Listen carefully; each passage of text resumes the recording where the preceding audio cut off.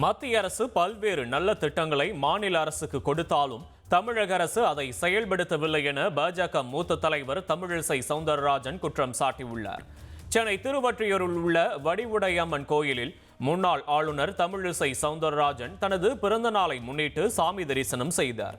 தொடர்ந்து செய்தியாளர்களை சந்தித்த அவர் அண்ணா பல்கலை மாணவி பாலியல் வன்கொடுமை வழக்கில் நீதிமன்றம் அளித்த தீர்ப்பு வரவேற்கத்தக்கது என்று கூறினார். மேலும் மதுரையில் நடைபெற்ற திமுக பொதுக்குழுவில் இந்த நாட்டுக்காக பாடுபட்ட ராணுவ வீரர்களை பாராட்டி தீர்மானம் கொண்டு வரப்படாதது வருத்தமளிப்பதாக தெரிவித்தார். மத்திய அரசு எப்படி நல்ல நல்ல திட்டங்களை மாநிலத்திற்கு கொடுத்தாலும் மாநில அரசு இதில் அக்கறையின்மையால் அந்த திட்டங்களை சரியாக செயல்படுத்துவதில்லை. இந்த தீர்ப்பை திராவிட முன்னேற்ற கழகம் கொண்டாடுகிறது. ஒரு பெண் பாதிக்கப்பட்டிருக்கிறாள் என்ற எண்ணம் கூட இல்லை அவர்களிடம்.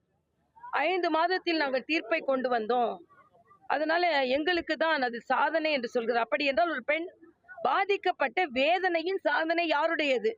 திசை மாறி போய்கொண்டிருக்கிறது தமிழக அரசு. அது மதுரையில ஒரு கூட்டம் கூட்டி, ஆனால் அதே நேரத்தில் இந்த நாட்டை பாதுகாப்பதற்காக ஓடோடி உழைத்த ராணுவத்திற்கு பாராட்டுவதற்கு ஒரு தீர்மானம் இல்லை.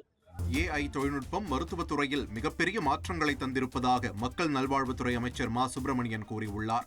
சென்னை கிண்டியில் உள்ள MGR மருத்துவ பல்கலைக்கழகத்தில் ஹேக்கத்தான் நிகழ்ச்சியில் அமைச்சர் மா சுப்பிரமணியன் கலந்து கொண்டார். நிகழ்ச்சியில் பேசிய அமைச்சர் மா சுப்பிரமணியம், அமெரிக்காவில் நடந்த மாநாட்டில் தமிழ்நாட்டில் இருந்து அரசு ராஜீவ்காந்தி மருத்துவமனை மற்றும் தனியார் மருத்துவமனை ஆராய்ச்சி கட்டுரையை முன்வைத்ததாகவும் தமிழ்நாட்டில் செயல்படுத்தப்பட்டு வரும் மருத்துவ திட்டங்கள் குறித்து அமெரிக்காவில் தெரிவித்தபோது மிகுந்த மகிழ்ச்சியோடு வரவேற்றனர் என்றும் கூறினார்.